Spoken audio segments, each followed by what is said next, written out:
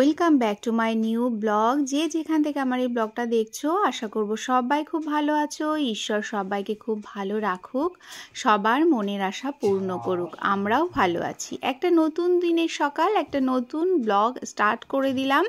আশা করব আজকের ব্লগটাও তোমাদের খুব ভালো লাগবে। সকালবেলা আজকে দেখো ঘুম থেকে উঠে বসে গেছি আয়রন করতে। এর আগে কিন্তু নীলাঞ্জনার পাপা নীলাঞ্জনার শার্টটা আয়রন করে দিয়ে গেছে, তো তার হাতে সময় কম ছিল বলে আমি আবার স্কার্টটা আয়রন করতে বসে গেছি। যেহেতু আজকে মনডে, স্কুল রয়েছে, তো সকাল সকাল যদি আয়রন না করে দিই পরে আবার কাজবাজ সব স্টার্ট করতে হবে। সেই জন্যে আয়রনের কাজটা আগেই ঘুম থেকে উঠে ফ্রেশ না হয়ে আগে আয়রন করতে বসে গেছি।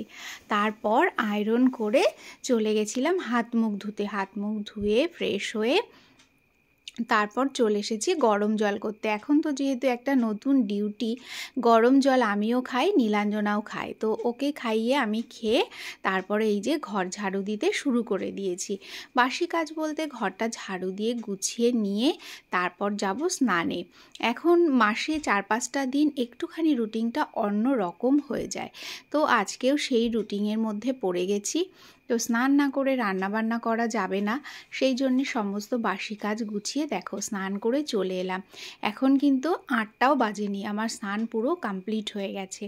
তো স্নানটা সেরে তারপর এখন যেহেতু শীতের সময় একটু ক্রিম না মাখলে কিন্তু মুখে হাত পায়ে কিন্তু টান লাগে, তো সেই জন্যে একদম তাড়াতাড়ি করে ক্রিম মেখে সিঁদুর ঠিদুর পরে তারপর রান্নার কাজ স্টার্ট করে দেব।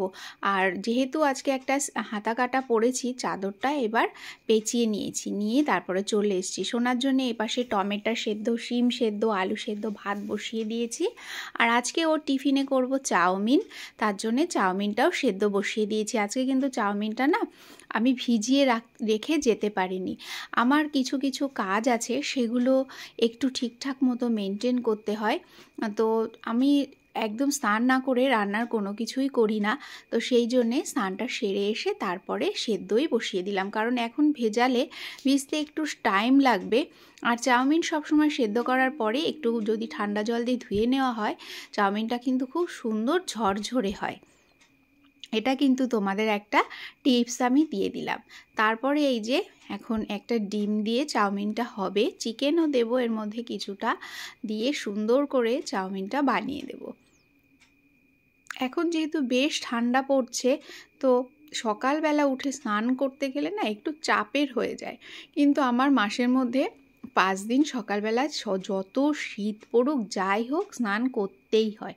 তো সেই রকম স্নানটা সেরে নিয়েছি, নিয়ে তারপরে এই যে একের পর এক সব রান্নাবান্নাগুলো করে নেব। কিছু কিছু দিন আছে এমনভাবে শুরু হয় আমরা কিন্তু কেউই জানি না যে দিনের মাঝখানে কি হবে, শেষে কি হবে, পুরোটা দিন জুড়ে আমাদের কি হতে চলেছে আমরা কেউ জানি না, যতই রুটিন মেপে কাজ করি না কেন। তো আমাদের রুটিনের মধ্যে আমাদের কাজ থাকে, কিন্তু সেগুলো একটু অন্যরকম হয়ে যায়। তো এই দেখো ডিমটা ভুজিয়া করে তুলে নিলাম, তারপরে আদা, রসুন, পেঁয়াজ, লঙ্কা কুচি দিয়ে দিলাম, দিয়ে আজকে চাউমিনটা রান্না করব। আর আমার সোনা এখন না ইয়ালো চাউমিন খেতে খুব পছন্দ করছে, তাই মাঝে মধ্যে ওকে ইয়ালো চাউমিন বানিয়ে দিচ্ছি। আগে তো সাদা রঙের চাউমিন বানাতাম, আর আজকে চাউমিনটা এত সুন্দর মানে ঝরঝরে হয়েছে, মানে যদি ঠিকঠাক মতো সব কিছু করা যায় তাহলে কিন্তু ভালোই হয়, মানে কোনো গায়ে লেগে যায় না। তো সেই জন্যে আজকে চাউমিনটা বেশ ভালোই লাগছে দেখতে। রান্নাটাও করব খুব সুন্দর করে, সোনা তো খেয়ে খুব খুশি হয়ে যাবে। আর চাউমিন মানে যে কোনো টিফিন স্কুলে দিলে ওরা সব ফ্রেন্ডরা একটু শেয়ার করে খায়, তো ভালো লাগে কোন আন্টি কেমন রান্না করেছে সেটা কিন্তু সবাই মিলে একটা আলোচনা করে, ভালো লাগে, সব বাচ্চারা খায় একসাথে। তো সেই জন্যে টিফিনটা একটু বেশি করে দিই যাতে সবাই মিলে ঠিকঠাক মতো খেতে পারে। তো এই দেখো টমেটো সেদ্ধ, শিম সেদ্ধ, আলু সেদ্ধ ভাতটা হয়ে গেছে। আর প্রেশারে বসিয়ে দিলে না তাড়াতাড়ি হয়ে যায়। সোনা আবার প্রেশারের ভাতটা খেতে খুব পছন্দ করে, কিন্তু প্রেশারের ভাত যেহেতু প্রচণ্ড হাই প্রোটিন হয়ে যায়, খাওয়ানোটাও সবসময় ঠিক না, ফ্যানটা পুরো ভাতের মধ্যেই থেকে যায়। তো তাড়াহুড়োর টাইমে আমি তাই করে দিই। আর এদিকে দেখো চাউমিনটাও রেডি হয়ে গেছে, ওর টিফিন বক্সের মধ্যে আমি দিয়ে দিচ্ছি। আর ভাতটাও ঠান্ডা হতে দিয়ে দিয়েছি। শীতের সময় একটা জিনিস কি, ভাত কিন্তু তাড়াতাড়ি ঠান্ডা হয়ে যায়। আর মেয়ে আমার একদম ধোয়া ওটা ভাত খাওয়া পছন্দ করে না, ভাতটা ঠান্ডা হলে ও খেতে পছন্দ করে। তো চাউমিনটা এই যে রেখে দিলাম টেবিলে নিয়ে এসে খুলে। একদম যদি গরম চাউমিন আমি আটকে দিতাম, খুলতে গিয়ে ওর সমস্যা হতো। একদিন স্কুলে তাই হয়েছিল, ওর স্যারও খুলে দিতে পারছিলেন না, ওর ফ্রেন্ডরাও পারছিল না। সেদিন একটা বক্সের মধ্যে আমি গরম আলুর দম দিয়েছিলাম, তো সেভাবেই ধরা ছিল, মেয়ে আমার খেতে পেরেছিল না। তো সেই জন্যে এখন খাবারগুলো ঠান্ডা করে দিই। আর এই দেখো গাড়ি চলে এসছে, সোনা এখন স্কুলের পথে রওনা হয়ে গেল।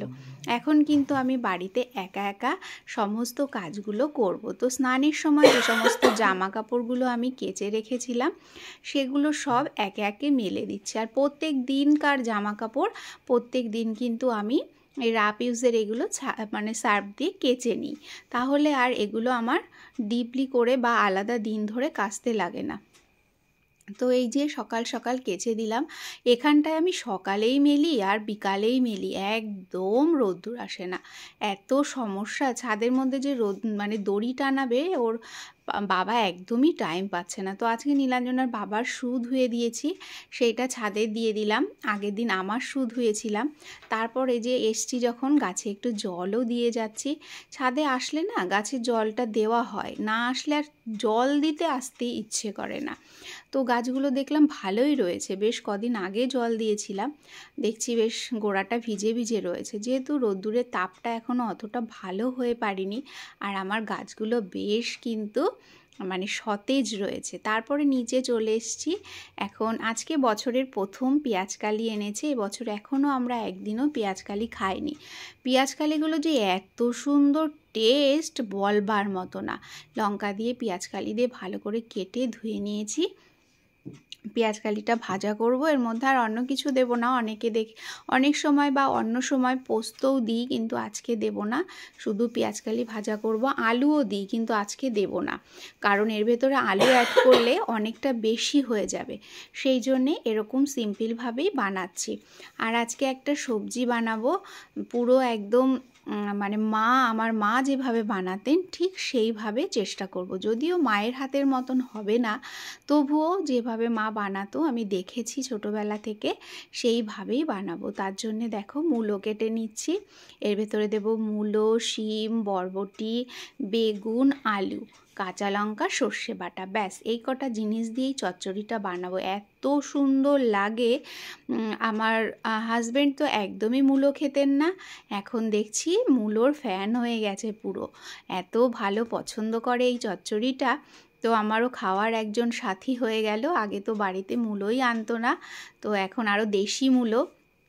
এত সুন্দর সফট হয়েছিল, তরকারিটা দুর্দান্ত হয়েছিল, একটু বড়ি দিয়েছিলাম, ব্যাস জমে গেছে পুরো। তো এতক্ষণ পর্যন্ত যদি আমার সাথে থেকে থাকো, কোথাও যদি একটু ভালো লেগে থাকে, অবশ্যই আমার পরিবারের সদস্য হয়ে আমার পাশে থেকো। আর চাইলে তোমরা তোমাদের ফ্রেন্ডস অ্যান্ড ফ্যামিলির সাথে আমার এই ব্লগটা শেয়ারও করতে পারো। একটা লাইক করে দিও, একটা কমেন্টসে জানিও ব্লগটা কেমন লাগলো তোমাদের একটা লাইক, একটা কমেন্টস কিন্তু আমাকে নতুন নতুন ব্লগ বানাতে অনেক বেশি উৎসাহিত করে। গোটা জিরে ফোড়ন দিয়ে দিয়েছি, শুকনো লঙ্কা ফোড়ন দিয়ে দিয়েছি, আর বড়ি দিয়ে দিয়েছি, দিয়ে সব সবজিগুলো দিয়ে ভালো করে কষিয়ে নিচ্ছি। দেখো একটা মানুষকে কিন্তু এই সবজি খাওয়ানোটা আমি শিখিয়ে দিলাম, সেটা হচ্ছে আমার হাজব্যান্ডকে, যে কোনো দিনই খেতেন না, সে কিন্তু এখন পুরো এই চচ্চড়িটার মানে ভালোবেসে ফেলেছে। তো যাই হোক, ভালো লাগছে, মানে সিজনের সবজি খাওয়া কিন্তু খুবই ভালো। মেয়েটা শুধু খায় না।